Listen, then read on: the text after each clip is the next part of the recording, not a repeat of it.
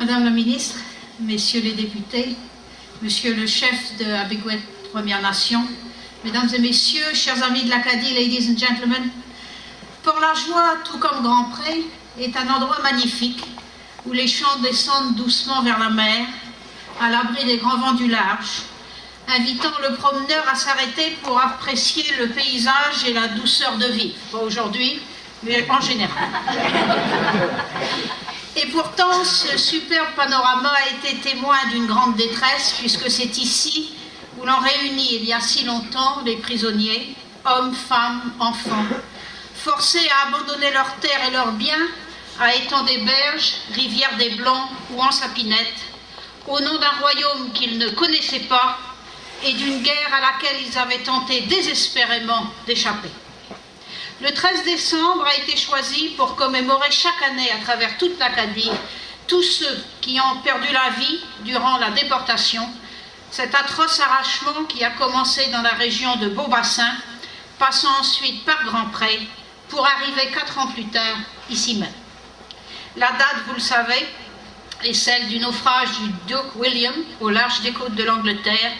La veille, le navire Violet avait connu le même sort. Des centaines d'Acadiens et d'Acadiennes de l'île Saint-Jean terminaient ainsi, il y a 250 ans, leur long calvaire. Les monuments de l'Odyssée acadienne font œuvre de mémoire. Partout où ils se dressent, ils rappellent les milliers de déracinés, de déportés, d'exilés de notre grand dérangement. Au détour d'un chemin à Sainte-Anne-du-Bocage, entre la Grève et l'église à Miquelon, au coin d'une rue animée d'Halifax ou sur les bords de la rivière Petit-Caudier acadienne, il proclame aussi la fierté de notre peuple, forgé dans la tragédie et dans une victoire éclatante sur l'adversité. Car aujourd'hui, descendants de ceux qu'on avait voulu anéantir, nous sommes ici debout.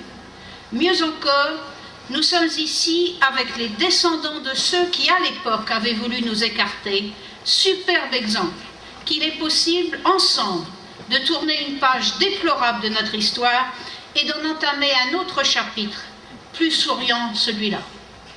December 13, date of the fateful sinking of the Duke William off the coast of England, has been chosen as a day where all Acadians, wherever they are, commemorate those who lost their lives in what we call the Great Upheaval. The Acadians never forget. How could they? They were born of the deportation and of an overwhelming will to survive.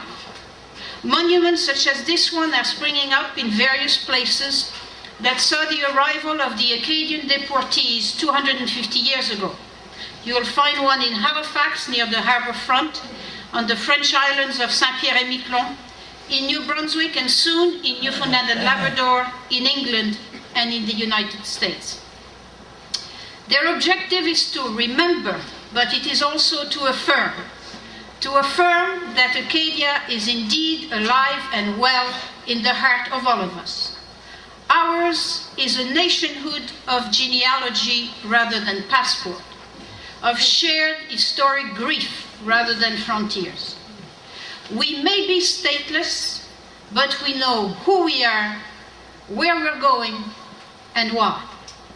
That we stand here with all of you to inaugurate this monument today is also proof that we have all turned a painful page of our common history and have started to write a more pleasant one together. La communauté acadienne et francophone de l'île du Prince-Édouard a honoré tout au long de cette année la mémoire de ses ancêtres.